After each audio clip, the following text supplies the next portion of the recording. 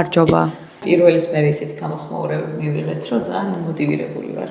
სანამ დავიწყებდეთ ჩვენს თემაზე საუბარს, მინდა ყველას მადლობა ვუთხრა, ვინც ჩვენს პოსტებზე, LinkedIn-ზე, Facebook-ზე, Instagram-ზე და Facebook ჯგუფში და YouTube-ზე დაგვიწერეთ თქვენი აზრები, ვიდეოზეც და შემდეგ უკვე კითხვაზე, ჩვენ ვგთხოვეთ პარკთან დაკავშირებით თქვენი კითხვები მოგეწერათ და შეიძლება დაგვაროთ ყველას გავაჟღერებთ და ყველა თემაზე ვისაუბრებთ. ასევე დაგვიწერეს კომენტარი სხვათა შორის მიკროფონთან დაკავშირებით და ნელ-ნელა ამ სხვადასხვა საკითხს ლოჯისტიკურ და ტექნიკურ საკითხებს მოვაგვარებთ. და პირველი მოვაგვარეთ ის, რომ უკან ტელევიზორი აღარ იდეკლოს და ეგ აღარ შეგაწყვეტ. ეს უკვე პროგრესია. კი, ეს პროგრესია.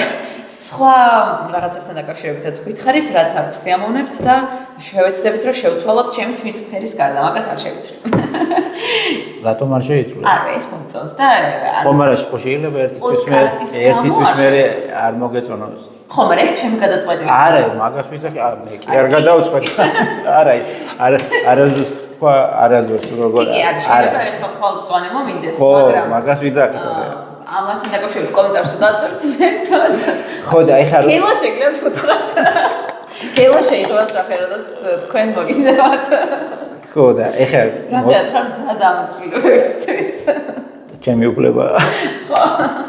ხო და ეხლა მოდი ვილაპარაკოთ პარკინგზე. კარგი. მგონი ისეთ საკითხზე ვისაუბრებთ, რომელიც მართლა პირდაპირ ყველას ეხება. მთელ მსოფლიოში. მთელ მსოფლიოში და საქართველოში განსაკუთრებით, როცა უკვე მანქანების რაოდენობა 2 მილიონს გადააჭარბა და ეს რაოდენობა ყოველწლიურად 100,000-ით იზრდება. მე მგონი ადამიანი ტილით რო გამოდის, რაზეც ფიქრობს, დიდი ნაწილი სადაა პარკინგოს. ხო. და როგორ მოაწყოს თავისი დღე იმის და მიხედვით თუ შეძლებს ავტომანქანის დაპარკინგებას. კი. ერთი ძალიან საინტერესო რამე არის მანქანის, ანუ პარკინგთან დაკავშირებული, რაც მომისმენია სხვა ვორქშოპზე, როცა ვესწრებოდი ხოლმე ამ თემებზე. მანქანას იყენებ დღეში რაღაც ქალაქში როცა დადიხარ, მაქსიმუმ 4 საათი. და დანარჩენი 20 საათი სადღაც უნდა იდგეს. ანუ მანქანის გადაადგილებაზე მეტად რაღაც უფრო მნიშვნელოვანია პარკინგი, იმიტომ რომ ეს მანქანას ბევრად უფრო მეტ დროს გაჩერებული ატარებს.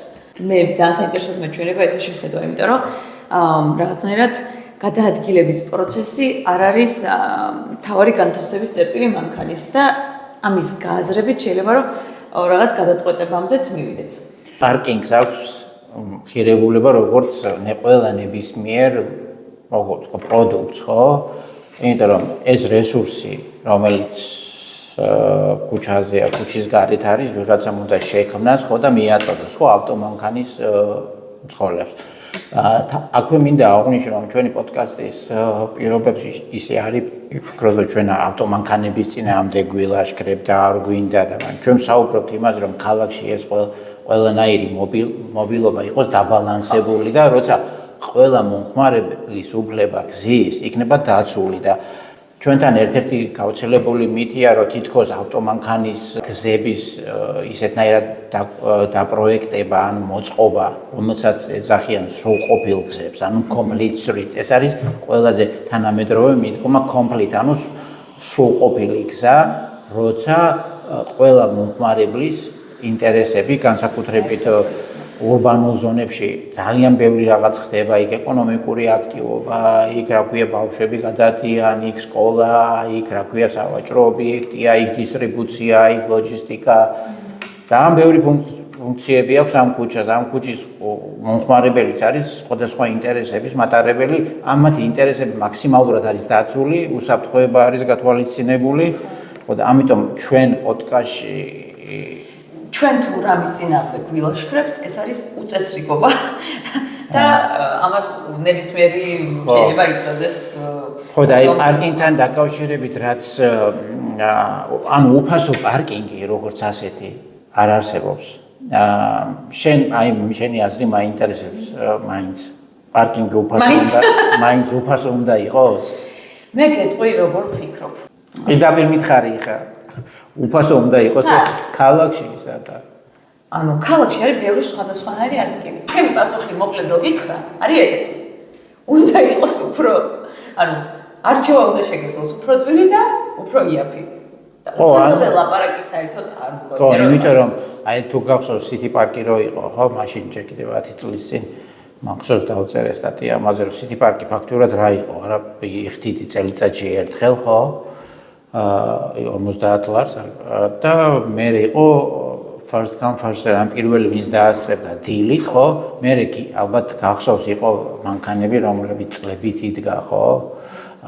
ანუ ყველა შეეძლო, კაროჩე, დაეპარკინგებინა, მოკლედ და ეს იყო, ეს რო შეიცვალა, კარგია, იმიტომ რომ ეს არის პირველი ნაბიჯი იქითკენ, რომ პარკინგზე უნდა იყოს დინამიური ფასი და რას ნიშნავს ეს? პარკინგის ყველაზე ცნობილი ექსპერტი, ვინც ამას დონალდ შოპი, რომელიც არის ამ სფეროს გურუ, რომელიც 40 წელს სწავლობდა ამ საკითხს და ყველანაირ ქვეყანაში შეისწავლა, ყველანაირად ამბობს მარტივ რაღაცას, რომ პარკინგის აქვს ფასი და ეს ფასი გამომდინარეობს იქიდან გამომდინარე რა მოთხოვნაცა კონკრეტულ უბანში თუ კონკრეტულ ქუჩაზე და ზუსტად ამ ფასზე არის დამოკიდებული ქუჩის გარეთ რა ხდება და თუ ფასოა პარკინგი ქუჩის გარეთ პარკინგი ვერ განვითარდება და თუ ფასი არის ისეთი რომ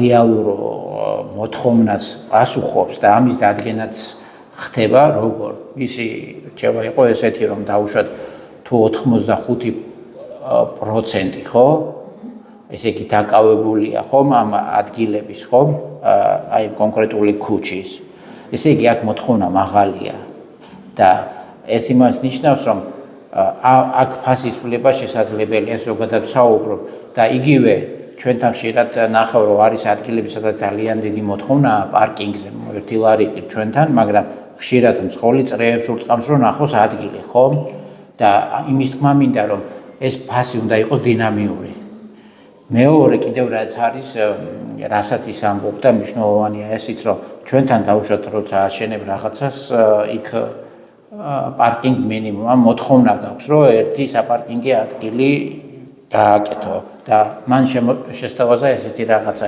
ევროპულ და ამერიკულ ქალაქებს რომ მოდი ეს გავაუქმოთ ეს რა ქვია ყველა რა ქვია გადაწყვეტოს იმის მიხედვით ჭირდება ეს პარკინგი თუ არ ჭირდება და დაუშვათ იმის გამო რომ პარკინგი ბუნებრივია აძვირებს ხო ბინის ღირებულებას და ასე ამ გაუქმების შემდეგ დაუშვათ თუ მოლი შენდება ხა მოლი თვითონ გადაწყვეტავს ჭირდება ააკეთებს პარკინგს ხო მაგრამ ზოგს ხო ისეთ ადგილას ხორობს არ ჭირდება ეს პარკინგი ხო მან არ ყავს მანქანა და მან თქვა რომ მოდი ეს პარკინგ მინიმუმი აი რო რაღაც მოთხოვნა ქალაქისგან გაუგდეს და ამას უკვე ბევრი ქალაქი იზიარებს სოფლიოში და ბევრი წარმატებაც მოყვა ბევრ ადგილას ყველაფერი ლოკალურია ყველაფერს ადგილობრივ კონტექსტს ერგება მაგრამ მისი ეს მიდგომა რომ ფასი უნდა იყოს დინამიური მეორე ის რომ რა ქვია ეს მოთხოვნა არ უნდა რა ქვია არსებობდეს და მესამე რასაც ის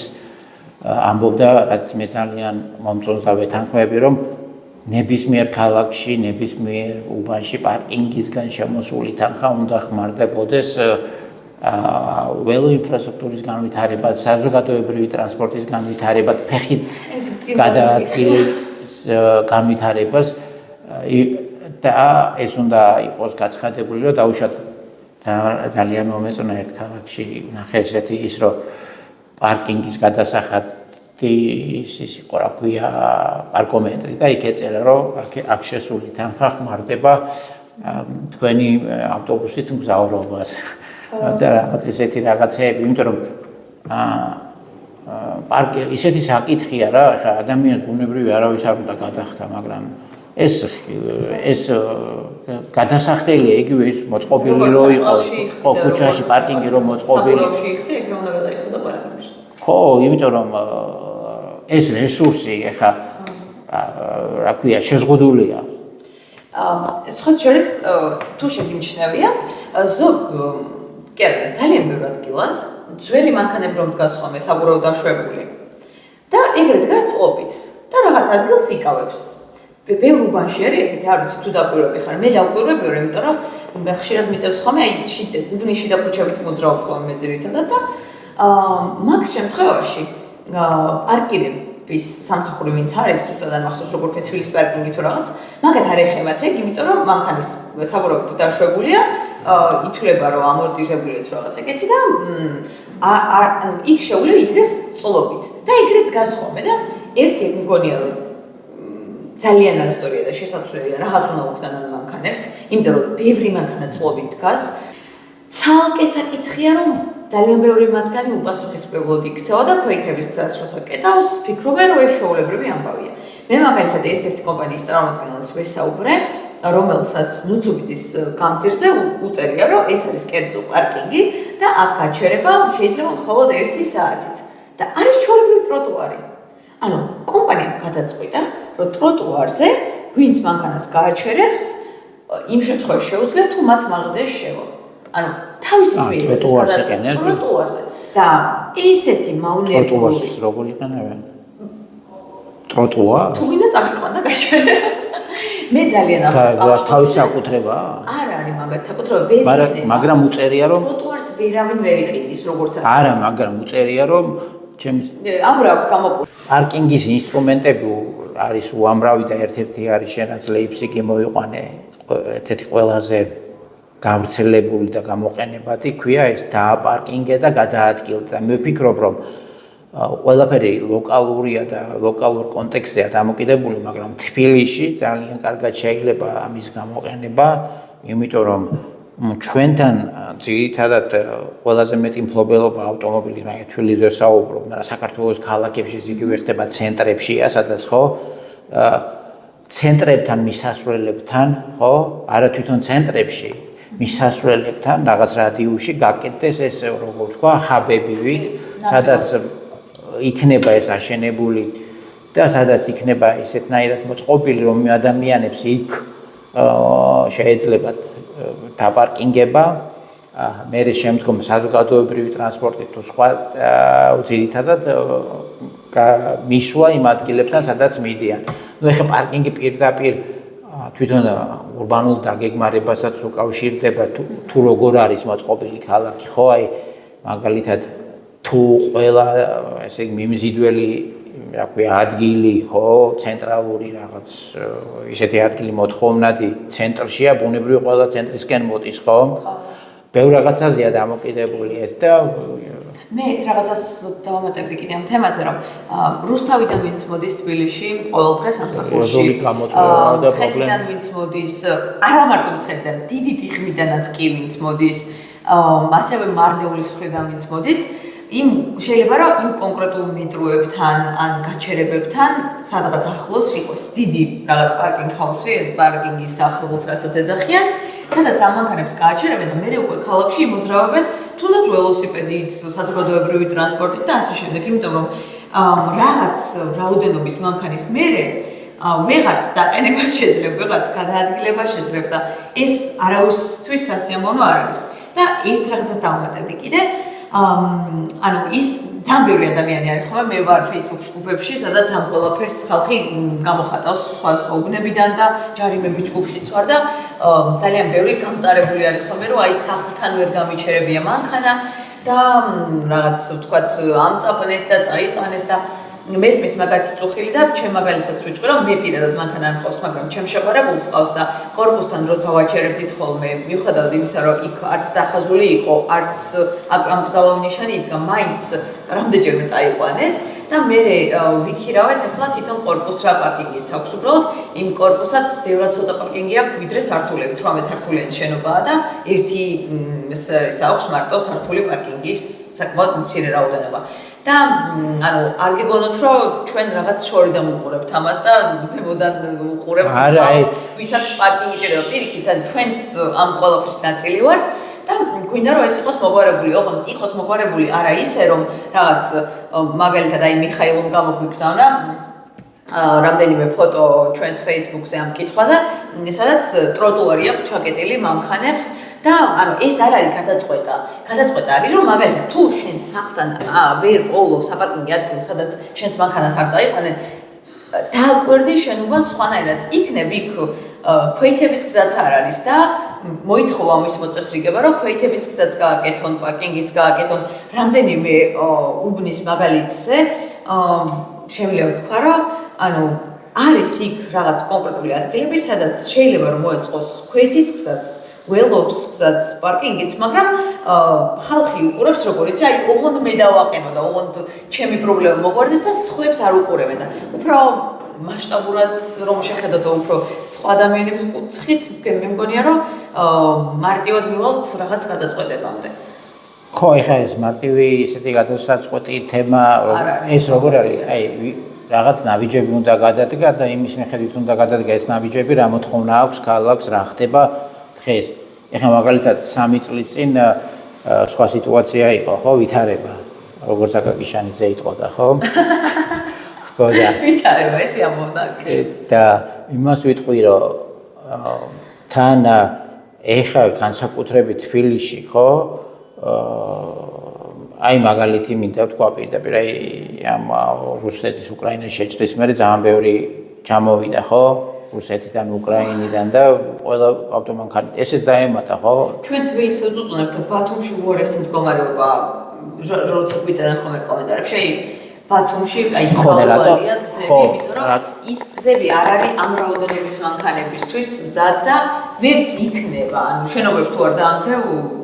ხო, აი და რაც შეეხება იმას თბილისის შემოგარენიდან როცა მოდიან, ყველა საინტერესო მიდგომა აქვს კანადელი ურბანისტია ტოდ ლიტმანი, ხოთაშორის საქართველოშიც იყო ჩამოსული ამ დონალდ შოპისგან განსხვავებით ის ამბობს, რომ აი ეს რასაც ქვია მულტიმოდალური ტრანსპორტი, ეს საზოგადოებრივი ტრანსპორტი უნდა განავითარო და ის ალტერნატივა რასაც ქვია, ხო, უნდა შესთავაზო და მე ვფიქრობ, რომ ეს თუ არ განვითარდა, ხო, პარკინგის პრობლემა სულ ექნება თბილის განსაკუთრებით, როცა ამდენი ადამიანი შემოდის სხვადასხვა მიზნებისთვის ყოველდღიურად ქალაქში. ამიტომ დაკავშირებული არ არის ცალკე აღებული თემა. ამიტომ ეს რა ქვია საზოგადოებრივი ტრანსპორტის განვითარება რაც დაიწყო და უნდა ისეთი რომ მართლა შეკრული იყოს ქალაქში და ქალაქგარეთაც, ხო?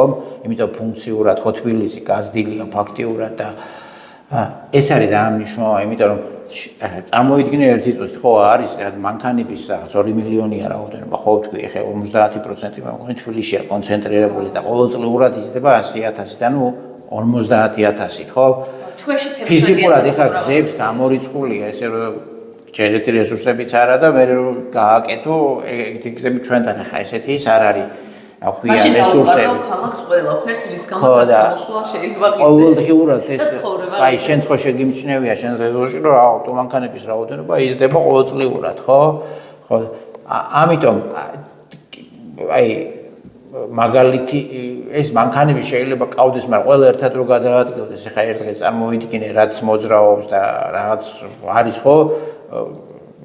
ეს რაოდენობა მატულობს და რაღაცნაირად იქითკენ თუ არ წავედით რომ შიგნით ქალაქში გადაადგილება და ესეთი სტატისტიკაც არსებობს რომ 3-დან 5 კილომეტრამდე დღეში ავტომანქანით გადაადგილდება სადღაც 20% ამ გადაადგილების რაც 1000-ობით არის 100,000 უახლოვდება ეს თუ არ ჩანაცვლა სხვა რაღაცეებით და თუ არ მოხდა გადასვლა რთული იქნება ამის მართვა იმიტომ რომ და რაც შეეხება აი ჩვენი კანონმდებლობით როგორც არის 100 მეტრის რადიუსშიც ცხოვრობს ადამიანი ორი ავტომანქანის დაპარკინგება შეუძლია ხო და მე ზოგჯერ ვფიქრობ ესეთ რაღაცას რომ ისეთ ადგილებში სადაც ადგილობრივ მოსახლეობას აქვს მეტი უფლებები და იქ სადაც ადგილობრივ მოსახლეობა რაღაც მანქანების შემოსვლაზე ხო და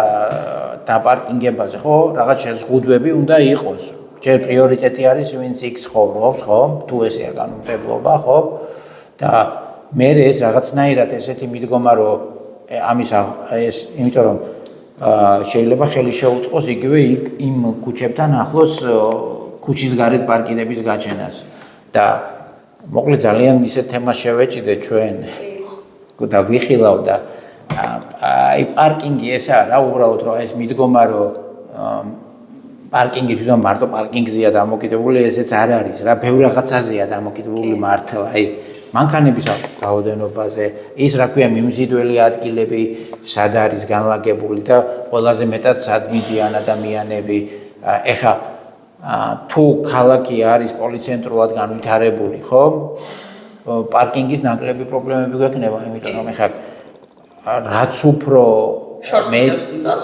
რაც უფრო ბევრი ცენტრია ქალაქში მიზიდულობის და შორს იმ ადგილებს შენ არ გიწევს მაგალითად გალდანიდან ხშირად ხომ რაღაც მიზნებისთვის წამოსვლა სიტყვაზე საბურთალოზე მაშინ უფრო ნაკლები ის იქნება მოძრაობა და პარკინგის მოთხოვნა საბურთალოზე ხო ეს აი დაგეგმარება ეს რა ქვია ახალი სამუშაო ადგილები იგივე პარკინგის პრობლემას ქმნის მაგალითად ჩვენი განათლების სისტემით შეუძლია ადამიანს გლდანიდან შვილი წამოიყვანოს და სასწავლებლად ყოველდღიურად ატაროს აი სასწავლებელს ქმნის ყაობანში და ბევრი საკითხებია ის სკოლები რომლებიც დაანგრიეს არ ააშენეს მოდი ესეც ვთქვათ რომ მაგ სკოლებში ხალხს ზოგს ვერ დაყავს იმიტომ რომ ზოგ უბანში სკოლები რომლებიც უნდა აშენებულიყო იყო უბრალოდ არ აშენდა და ის ეხა კიდევ ხო იგი ახლა სხვა სოციალურ ქსელში ვიკითხეთ პარკინგთან დაკავშირებით რა როგორ დააკომენტარებდნენ და ერთ-ერთმა დაგვიწერა LinkedIn-ზე სხვა შორის გიორგი კანკია არის ურბანისტი გეგმავი ანუ ურბანული გეგმავი და მობილობის ერთ-ერთი კარგი მცოდნე და ეხა როგორც ვიცი სწავლობს შვედეთში PhD სტუდენტია და აქვს საკმაოდ დიდი ცოდნა და გამოცდილება ამ დაგეგმარების მხრივ და შეიძლება რომ ერთხელ ვთხოვოთ კიდეც რომ რაღაც თემაზე ისაუბროს ჩვენთვის და მანამდე მინდა რომ მის კომენტარს გამოვეხმაურო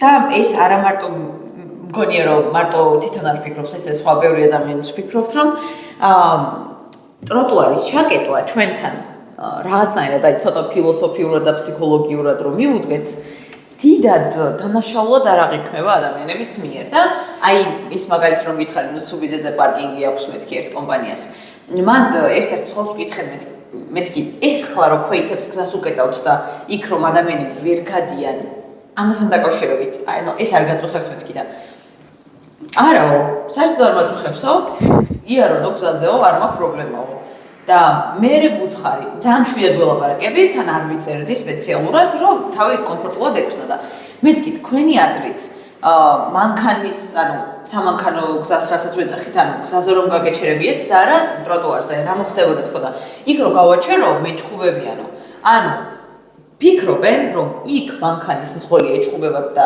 ბოდიში და დააფარებს თავზე ყველაფერს და რავი აგინებს მაგრამ ტროტუარზე გაჩერება უფრო ოკეია აი ტროტუარზე გაჩერებასთან დაკავშირებით მინდა გითხრა რომ ერთი წუთი არ ვარ დამავიზე აი სკროლები აი რო შემოვიდა ყველგან უაზრო დაჩერებენ რა აი და სკროლი არის ელექტროსკუტერები იმიტომ რომ სკროლი არის კონკრეტული კომპანია და ხო იანდექსის ხო აი სკუტერების აი სკუტერები არის ხომ ხშირად აი ვერ გაივლი თან ზოგჯერ ტროტუარზე კიდევ ამჩნევ იმას მოტოციკლეტებს, მოკლედ ტროტუარი არის ყველაზე დაუცველი ადგილი. კი.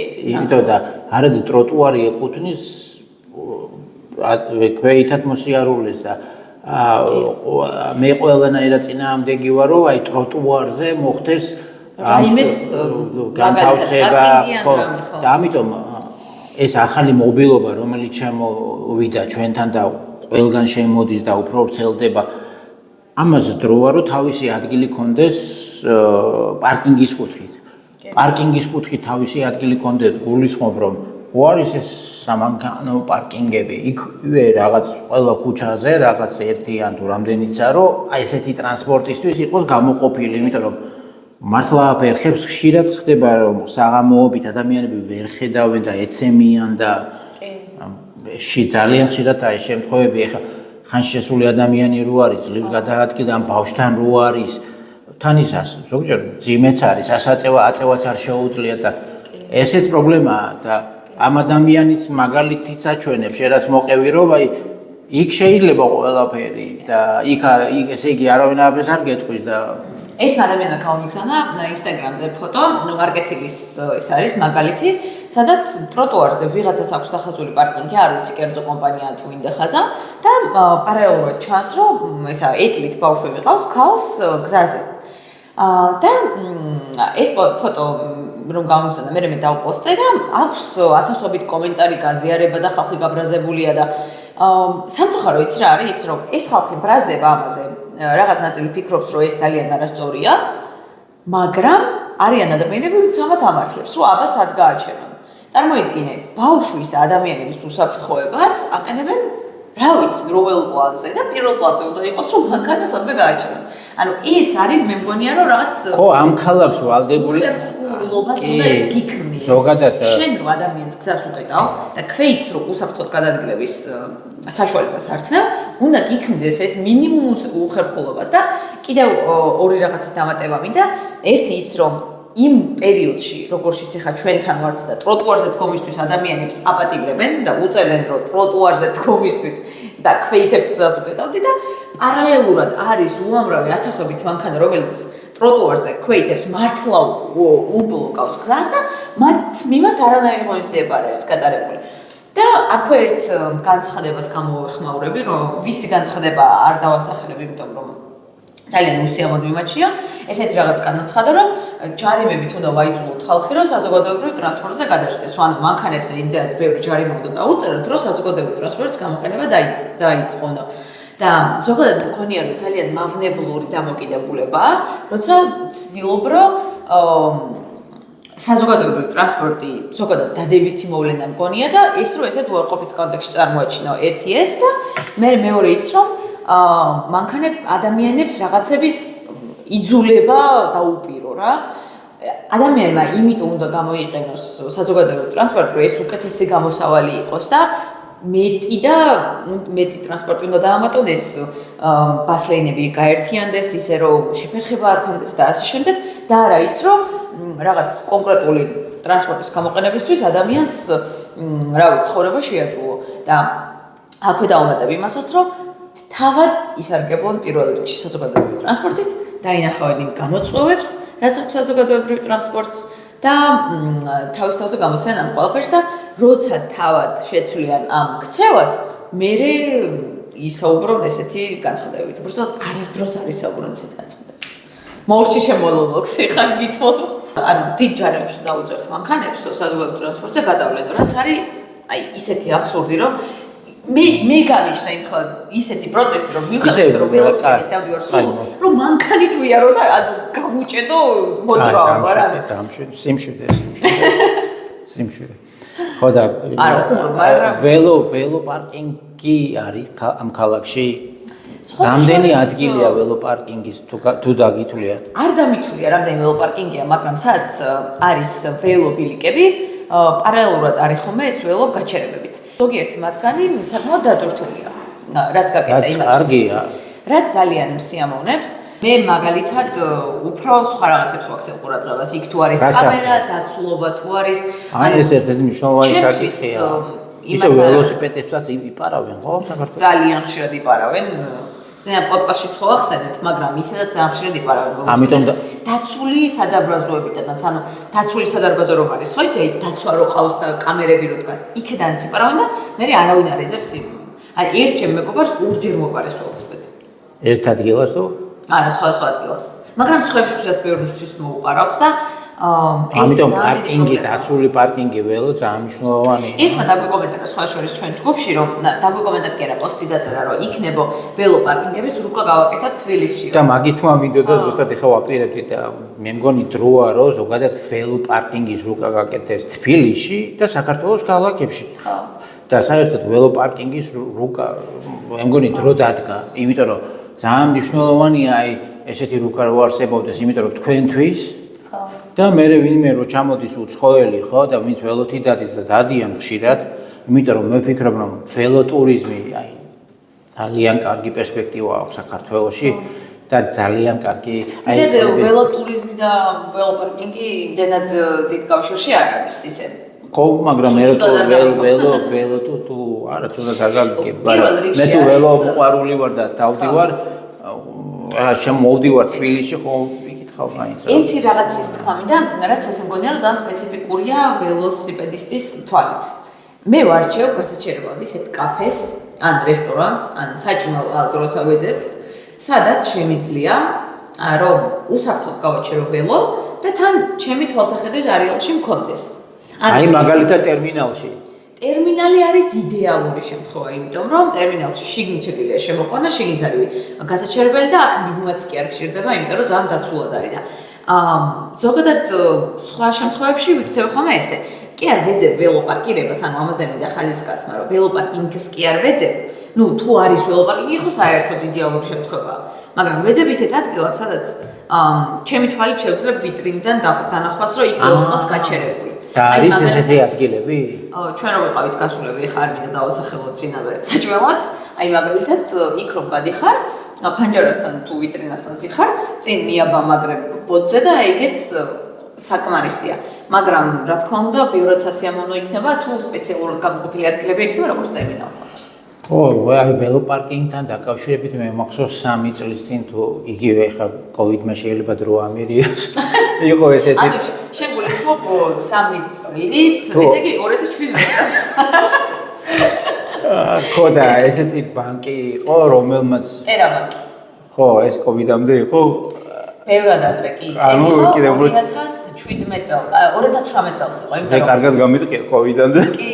ზუსტად რატომ ახსოვს იცი? ერთ-ერთი ჩვენი რა კარგი ინიციატივა იყო. ვინც ეხა მოძრაობს ველოსიპედით ხშირად, ტერაბანკის ველოსიპედებით ისწავლა, ანუ პარკინგი ჰქონდათ ბანკთან, შეგეძლო წაგიყვანა და ერთხელ თეატრს მინდა აქ მოვიყვანო. კი. და მაგ წელს ისწავლა ველოსტარება ეგრეთია, მე აჩუქეს ველოსიპედი იმდენად ხშირად მიყავდა, ძალიან კარგი იყო. და მე მემონი ყველაზე ისეთი გახდა აქტიური, ხო? და ეხა ყოველდღე ველოსიპედით დადის. სხვა შორის მე როცა პირველი ველოტური გავაკეთე ჩემი ორგანიზებით 2018 წელს, თეა იყო პირველად თავის პირველ ველოტურში და მაგიტომ ახსოვს ესე განსაკუთრებულად, რომ აი ჩემი პირველი ველოტური. რა კარგი საქმე გაუკეთებია ტერაბანკს ამ პატარა ინიციატივა და ძალიან კარგი იყო. აიღეს ეს პარკინგები. ანუ იფიქრეს, რომ დროებითი კამპანიაა, მაგრამ სულ რო დაეტოვებინათ, აი ძალიან მადლიერი ვიქნება. აი მე ვფიქრობ, რომ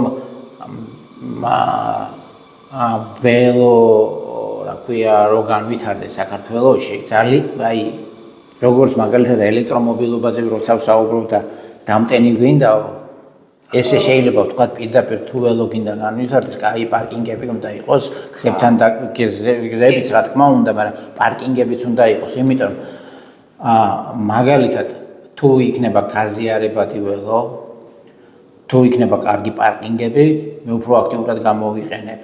და რა თქმა უნდა ფასიც, ამაზე კიდევ ცალკე ვისაუბრებთ.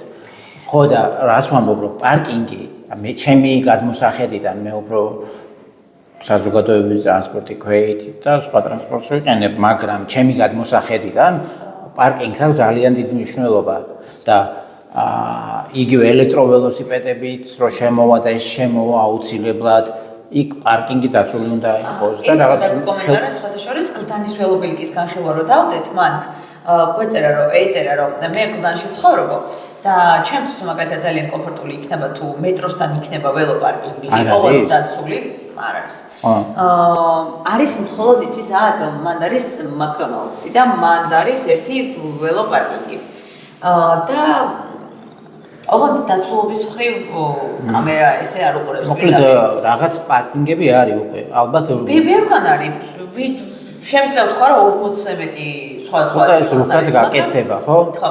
რუკაზეც ვფიქრობთ, ანუ ჩვენ გვაქვს Safe Cycling in Tbilisi, მე ესეთი რუკა, რომელიც ასახავს ველობილიკებს და რაღაც ისეთ ადგილებს, სადაც ველობილიკი არ არის, მაგრამ ბულვარი ან რაღაც ისეთი და უსაფრთხოდ შეგიძლია გავვა და მან ვფიქრობთ, რომ დავამატოთ ეგ ველოპარკინგებიც და გლდანზე დავამატებთ, რომ ძალიან დიდი უბანია და მეტროთი მე ადამიანი წამოვიდეს და იქ ველოსიპედი დატოვოს, იქნება ჩვეულებრივად park and ride კი არა, როგორ გამოვა ეგა? Park and ride გამოვა ველოსიპედის და ძალიან სწორი იქნება. კი, პარკინგის ყველაზე ერთ-ერთი მთავარი ელემენტი ფასებთან და სხვა რა ქვია ინსტრუმენტებთან ერთად არის ინფორმირება. აი მაგალითად სად რამდენი სივრცეა, რომელია თავისუფალი იგივე ინფორმირება არა მარტო ქუჩაში, აი კონკრეტულად ამ ქუჩის მონაკვეთზე რა პარკინგია დარჩენილი ადგილი, ან რა ქვია, ობიექტზე, ზოგადად ყველაფერი უნდა იყოს თლიანად იყოს, როგორც ქუჩაში პარკირების ინფო დატანილი, ისე ქუჩის გარეთ რა რესურსებია. იმიტომ რომ ეს ძალიან მნიშვნელოვანია და დღეს თანამედროვე ტექნოლოგიები უკვე იძლევა ამის საშუალებას, რომ ეს იყოს, როგორ იცი, დინამიური და სწრაფად ხდებოდეს ინფორმაციის ძალიან ძვირიც არ ჯდება უკვე, იმიტომ რომ აი პარკინგზე ესეთი მთლიანი სურათი უნდა კონდეს ქალაქ სიტყვაზე. როგორც ქუჩის შესახებ ინფორმაცია დატანილი, სად რა არის იმ წუთას, ისე ქუჩის გარეც შეიძლება. იმიტომ რომ ხშირად ხდება, მე მაგალითად როცა მანქანით გადავადგილდები, ხო ვიცი რომ ქუჩა დატვირთულია, მინდა რომ სადმე გავაჭერო, ხო? მაგრამ რაღაც ადგილებში ვიცი, მაგრამ რაღაცებში რომ მივდივარ, მე ვერ ვნახულობ იმადი ქუჩის გარეთ. ანუ სასოფლს რა ქმნის ეს დამატებით იმ ადგილებში, სადაც დატვირთულია პარკინგი, ეს რა ქვია, მოძრაობა 30%-ით იზრდება. იმიტომ რომ ძებნაში ადამიანები მოძრაობენ მეც, ან წრეებს ურტყამენ და ეს ინსტრუმენტი, რასაც ქვია ინფორმირება, ხო? ცოლებით ძალიან მნიშვნელოვანია და ეს ინფორმაცია უნდა იყოს დატანილი რეალურ რეჟიმში. კიდევ მე ვფიქრობ, რომ მაგალითისთვის არის ადგილები, სადაც მაგალითად ძალიან ძნელია მანქანით მიხვიდე რა, მიხვალ მანქანით, მაგრამ ვერ დააპარკინგებ. მე ვფიქრობ, რომ კერძო კომპანიებმა თავის თანამშრომლებს, ვინც სხვა ტრანსპორტით მოვა, რაღაცა დააჯილდოვონ, ხო? არა 50-100 ლარით დააჯილდოვონ პირიქით, არა იმის მაგივრად რომ იმ ადამიანი ეხლა მანქანით თუ წავყვალ სადმე თბილისში თხედა პარკინგს თუ ნახავ მინიმუმ 15-20 ლარი გიჯდება, ხო? თუ არ 8 საათი 9 საათი გაჩერდები და კერძო კომპანიებმაც რა შეიძლება სიტყვა უნდა გააკეთონ რაღაცა რომ თავის თანამშრომელს სიტყვაზე აბაშიძეზე იქნება ფალიაშვილზე უთხრა აი ხო აი მანქანით არ წამოხვიდეთ მე ამისთვის შენ 50-100 ლარს თუ რაც იქნება მოგცემ ან დაგიმატებ ან წაგახალისებ იმიტომ რომ ეს ყველაფერი ერთად იყრის ჯამს შითავს ინცაც არ იტყოდა და იტყოდა ტრანსპორტის გასაჩერებელი ადგილი ჩვენი ერთსაათიანი პოდკასტი უკვე დასასრულს მივახავ და დავიმშვიდობოთ უკვე მაყურებელს იმიტომ რომ ძალიან გაგვიგრძელდა მადლობა